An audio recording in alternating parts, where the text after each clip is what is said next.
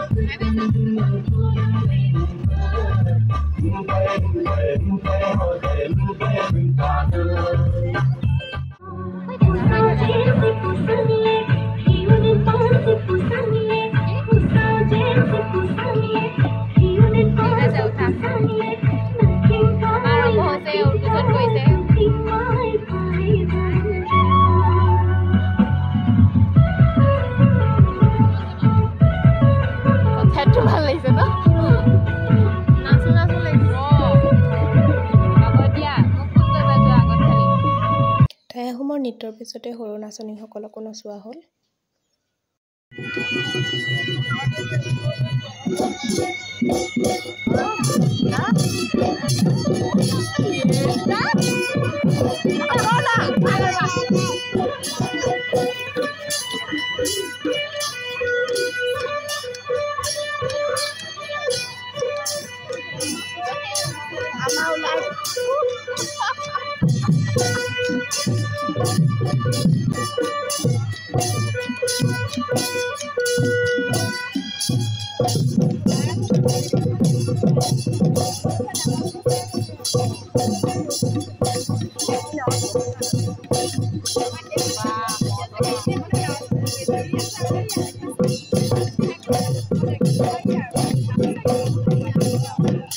সৰু নাচনীসকলৰ শেষৰ পিছতে ডাঙৰ নাচনীৰ নাচ আৰম্ভ হ'ল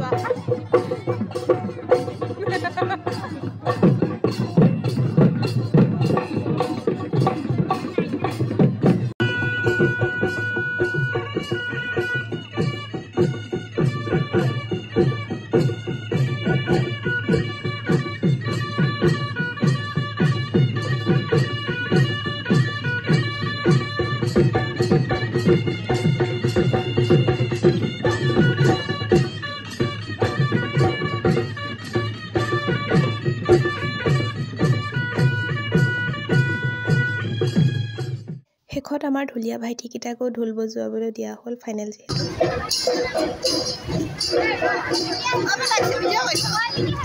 ঢোলৰ মাত শুনিয়ে নাচনী কিজনী বাৰু ৰৈ থাকিব পাৰেনে নৰচাকে থাকিবই নোৱাৰিলে আৰু দেই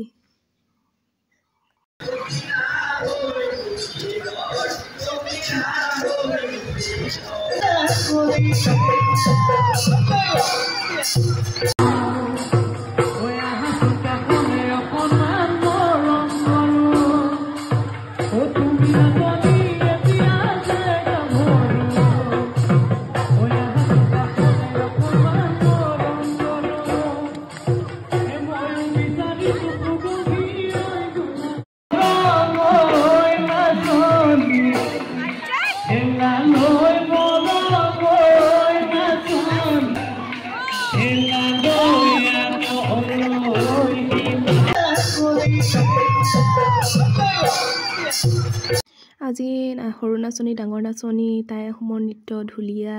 সকলোকে চাই বহুত ভাল লাগিলে আৰু শেষত কণ্ঠশিল্পী হিমাংশু আহিছিলে আৰু